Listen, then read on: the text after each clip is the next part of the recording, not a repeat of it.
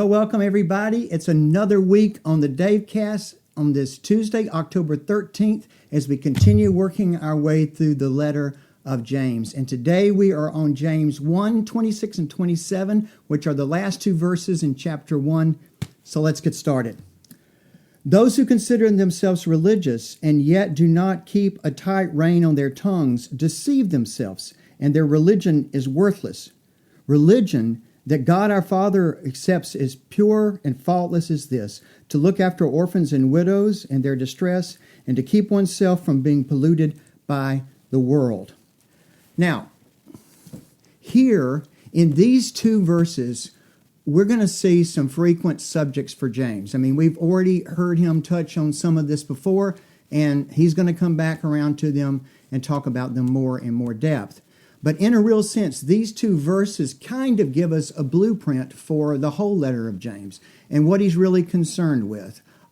Evidences of a practical, authentic, and whole faith. They are care for the needy, there is the controlled tongue, and there is personal purity of life. All three of these things are dealt with in these two verses and then expanded on later in the letter. And so first of all, we see how James specifically talks about how we should speak, the use of our tongues, the words we say, because words are a huge part of life, right?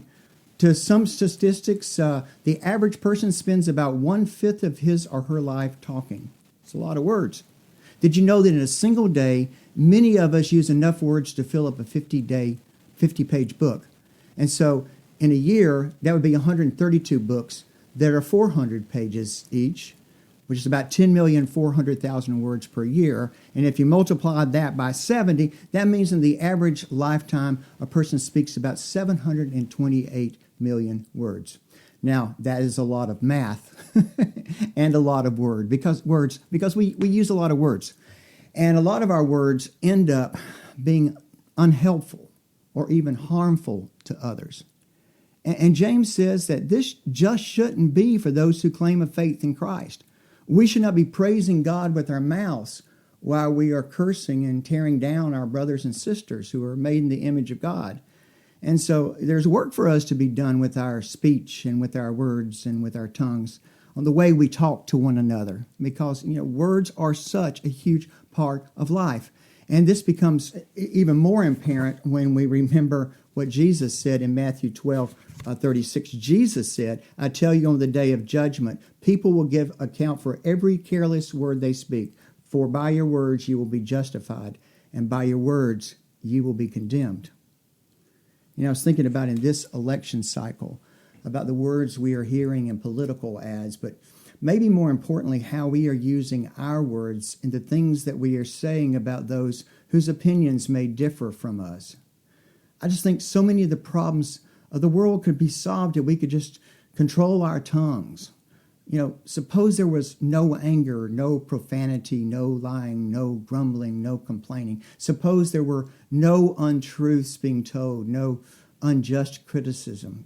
What a different kind of world it would be if we could do that. I have a friend who's got this saying that the tongue is the dipstick to the heart. And you know what a dipstick is, right? It's how you check your oil, put it down into the oil. So the tongue is like the dipstick to the heart, because what's coming out of the tongue is showing what's down deep inside your heart. So we have to recognize that, and then recognize that when our speech is ugly or gossiping or negative, it's a symptom of a deeper heart problem. I've heard this little suggestion that maybe we should ask these 3 questions before we speak. Is it true? Is it kind? Does it glorify Christ? I mean, if we would stop and do those 3 things, just think how much better and much kinder and loving this world would be. And then we go on to verse 127. Religion that our Father accepts as pure and faultless is to look after widows and orphans in their distress, and to keep oneself from being polluted by the world. Now, sometimes we get hung up on that word religion. There's a saying that you might have heard that Christianity is a relationship and not a religion. And in many respects, that's absolutely true. I get that. But remember, for James, our Christian faith is about putting our belief into action. Remember, we've already talked about being doers of the word and not just hearers only back in verse 22. And so James is warning against those people who are Christians in name only. But it's not just James who does this. Peter does this in his writings. Paul does this in his writing. Paul warns against having an outward appearance of religion, without having inward proof. The Old Testament prophet Jeremiah, he called the religions and customs of idolaters worthless. And then in the words of Jesus himself, remember, he talked about how we will be judged at the final judgment in the parable of the sheep and the goats. That's in Matthew 25. And he says, what we've done to the least of these, you've done also unto me. In other words, Jesus is saying our actions, and particularly to the least and the vulnerable among us, count.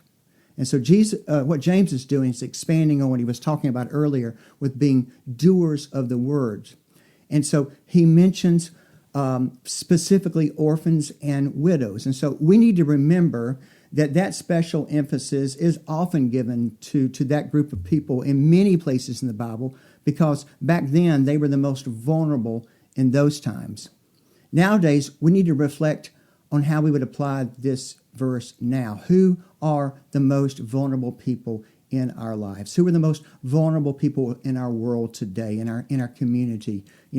How are they being taken care of? And so then James goes on to say to do this, to keep ourselves from being polluted by the world. And so what does that mean, being polluted by the world? Well, I believe in this case, the world represents this kind of selfish worldview that only thinks of oneself, that puts themselves first, and even somehow is able to convolute the Bible, into making it not making us not think about the poor and the vulnerable. Inexplicably, somehow or another, they're able to interpret the word in a way that doesn't lead them to care for the poor and needy and to work for things like social justice.